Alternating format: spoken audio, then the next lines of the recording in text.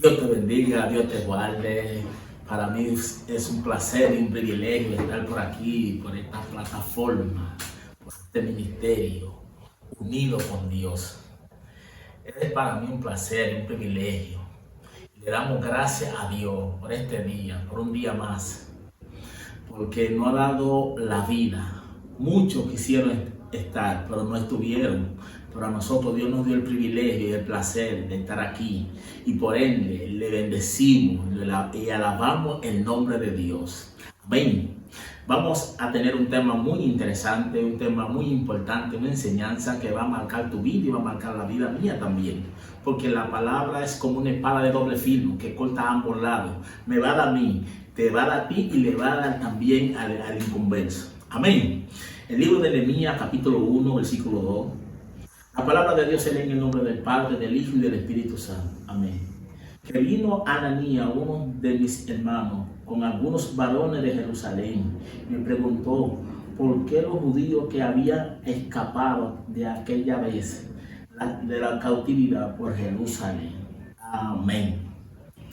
Vemos la historia de Jeremías, es una enseñanza muy importante y es algo muy verídico.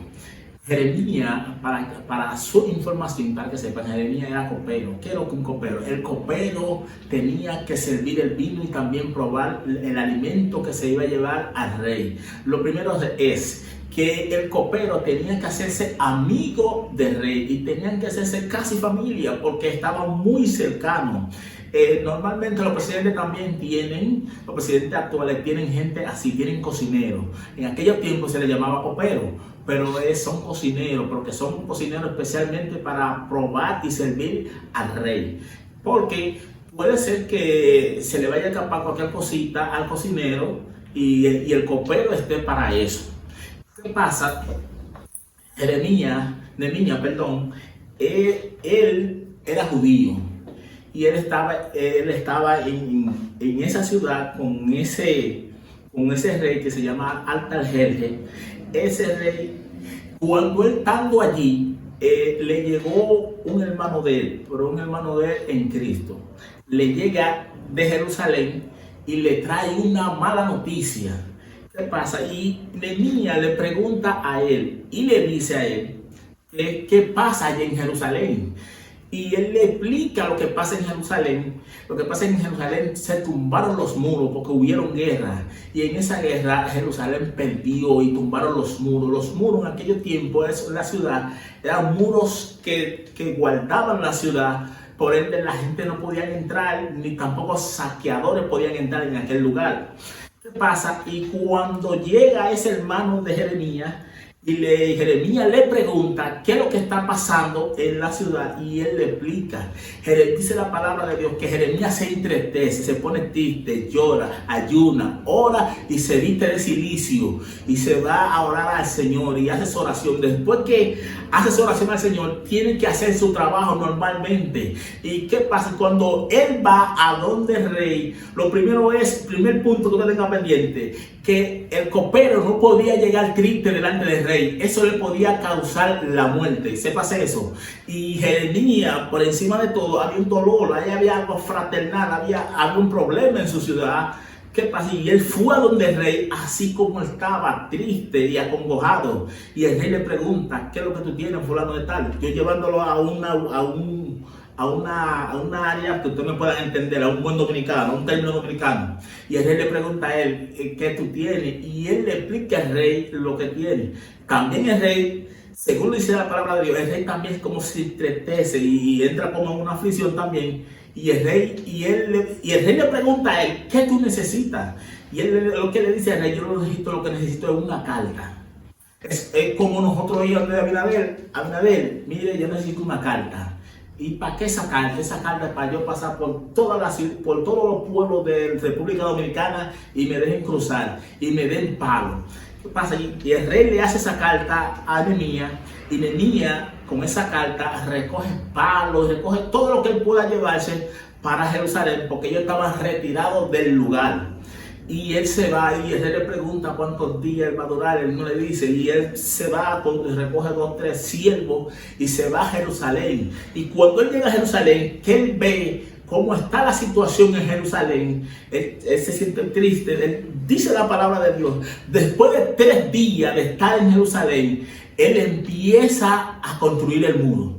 Oiga cómo él construye el muro, con una espada en la mano. Todos los hombres que él eligió, toda familia, porque él lo eligió por familia. Todo lo que estaba construyendo el muro ahí tenía que estar con una espada en la mano. Usted me pregunta, ¿por qué tenían que estar con una espada en la mano? Porque al pueblo estar en guerra, podían llegar otro pueblo y a masacrarlo. Y por ende ellos tenían, incluso ellos, esa construcción lo hicieron de noche.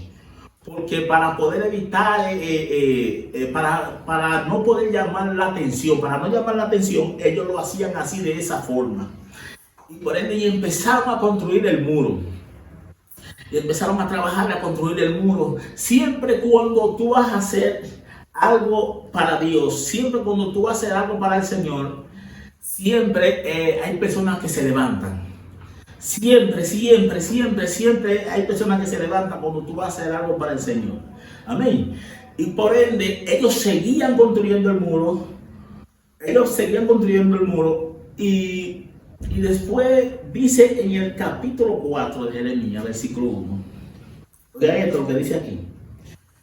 Cuando oyó Sanballat, oiga esto, cuando yo también Sanballat, vosotros edificamos el muro, se enojaron. Oiga, ellos eran de ahí mismo.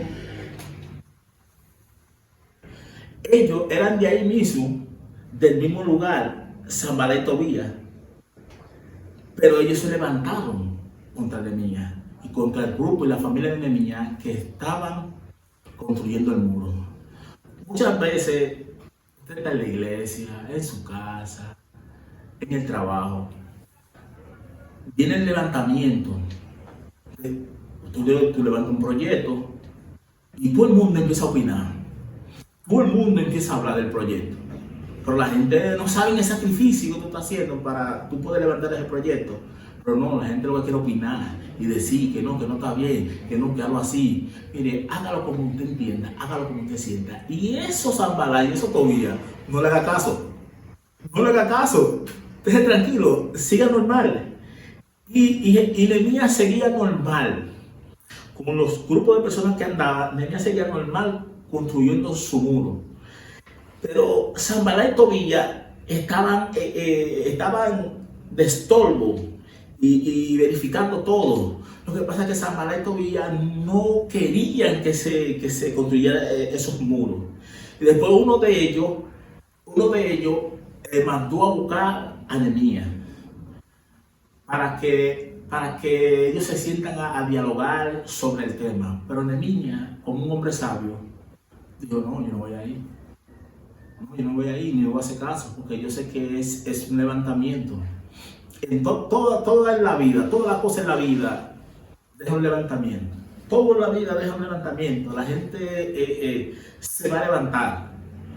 Sea lo que tú emprendas, puede hacer negocio, puede hacer lo que tú emprendas, puede hacer que tú, incluso cuando tú decides ir a la universidad y tú estás un poco adelantado de edad, hasta así la gente opina. Hasta así la gente dice, la gente comenta, pero él está muy viejo para ir a la universidad.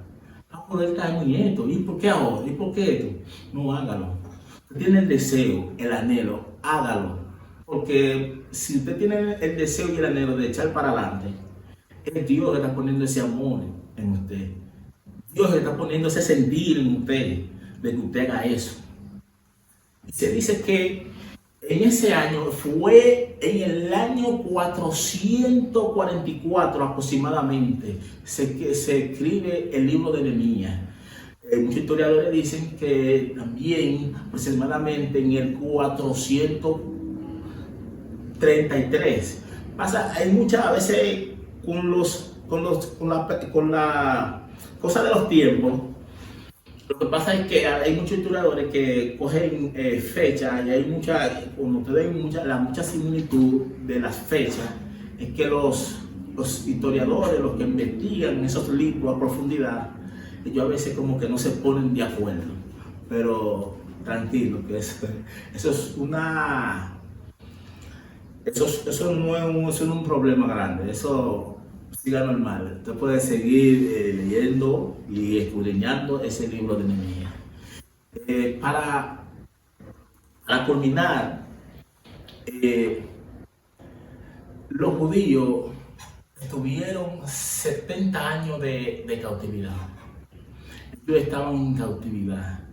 Ustedes se fijan, los judíos, cuando ellos ponían un huevo, como decimos, Dios permitía que le pasaran cositas. Bueno, no permitido. Ejemplo, cuando ustedes ven que ellos se fueron para Canaán, eran 40 años que tienen que durar. Duraron 400. Pusieron un huevo. Dios le dio 400 años. Cuando el pueblo de Dios pasa ahora. Si yo pongo un huevo, Dios me va a dar lo mío. Y eso pasaba con ellos. Ellos cada vez que ponían su huevo, ahora que ellos ponían su huevo, Dios lo agarraba y decía, bueno, si son 30, bueno, te van a durar 70. Pero Dios es bueno. Dios es bueno. Y por eso siempre tengan eso pendiente. Y para mí, dejar esta enseñanza de Nehemías, vamos a tener una parte 2 de esa historia, porque esa historia es muy larga. Hice un pequeño resumen de ella. Ahora una parte 2 de esa historia, de la historia de Nehemías, vamos a seguir escudriñando e investigando del libro. Para mí es un placer y un privilegio estar con ustedes y hablarles de ese tema.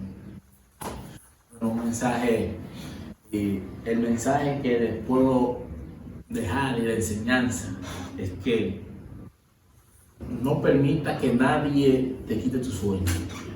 Sueña.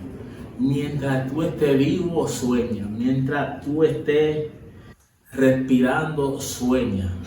No te detengas.